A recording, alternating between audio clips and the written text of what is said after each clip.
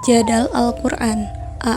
Definisi jadal Al-Quran. Jadal berasal dari bahasa Arab. Dalam pemakaian bahasa Indonesia sering diartikan dengan debat. Dalam hal ini sama pengertiannya dengan jidal. Jadal dan jidal adalah bertukar pikiran dengan cara bersaing dan berlomba untuk mengalahkan lawan.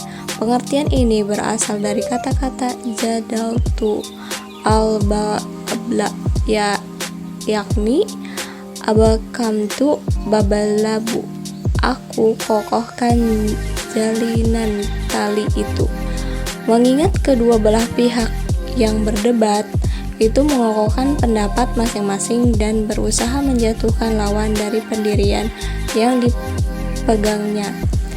Dalam definisi ini, jadal Al-Quran ialah pola atau cara yang digunakan Al-Quran dalam ayat-ayat untuk membuktikan kebenarannya dan sekaligus mematahkan pendapat yang menantangnya dengan maksud menyeru ke jalan yang benar.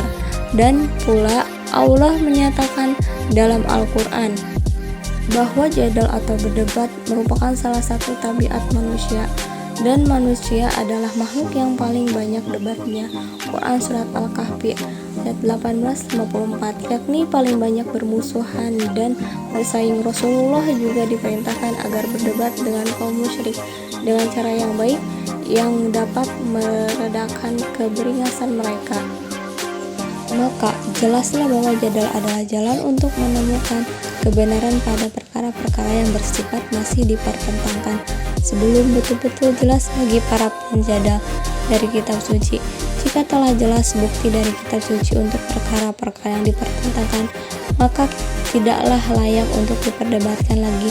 Dan jika terjadi yang demikian, maka inilah yang dapat meruntuhkan nilai-nilai agama bagi para penganutnya yang tetap mengadakan pertentangan atas sesuatu yang telah benar-benar jelas itu. B. Cara Al-Quran dalam berdebat.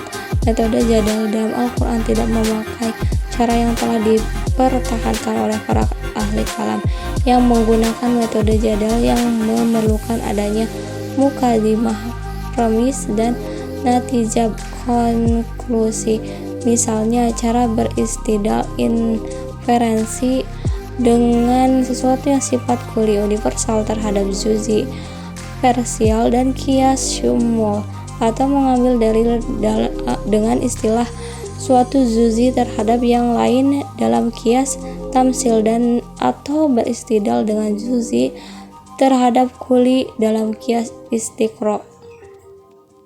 C. Macam-macam jadal Al-Quran. Apabila diperhatikan uslub jadal yang diterapkan oleh Al-Quran, maka dapat dikategorikan ke dalam 6 macam sebagai dihimpun oleh Muhammad Abu Jarrad dalam kitabnya Al-Mu'jizat Al-Kubra Al-Quran halaman 371-387 sebagai berikut. 1. Memperkenalkan al-tarib. Dimaksud dengan al-tarib di sini ialah Allah memperkenalkan dirinya atau makhluknya untuk membuktikan wujudnya, dikarenakan zat Tuhan tak dapat dijangkau oleh indera manusia. Maka untuk memperkenalkan dirinya, Tuhan menjelaskan sifat-sifat yang dapat dipahami oleh manusia, antara lain sebagai berikut. Saya menjelaskan satu contoh dari macam-macam jadal Al-Quran saja. D. Urgensi dalam mempelajari ilmu jadal. Al-Quran diturunkan oleh Allah Subhanahu wa Ta'ala melalui penyampaian dari Nabi sebagai rahmat dan petunjuk bagi manusia. Sebagai Nabi Muhammad diutus menyampaikan risalahnya. Keadaan orang Arab pada waktu itu sangat bejat moralnya dan masih menyembah berhala, sehingga Nabi Muhammad butuh waktu yang panjang untuk mengembalikan pada akidah yang benar. Di samping itu, orang Arab sangat keras wataknya, tapi masalah besar sangat menguasai dan pakar dalam hal itu, sehingga ketika mereka menerima ajaran Rasulullah, mereka sering menentang bahkan mendustakannya. Di antara hikmah adalah pertama, ketinggian bahasa Al-Quran membuat mereka tidak mampu menandinginya. Kedua, bahasa Al-Quran sangat halus dan mendebat. Ketiga, betapapun orang Arab sangat mahir dalam bahasa, mereka tidak mampu menjawab Al-Quran. Keempat, menunjukkan bahwa manusia itu sangat terbatas pengetahuannya yang tidak patut untuk menyombongkan dirinya. kelima, Al-Quran menerangkan bahwa dalam menyampaikan ajaran atau mengajak kepada kebaikan diharuskan dengan cara yang sopan santun sehingga orang yang tertarik untuk mengikutinya.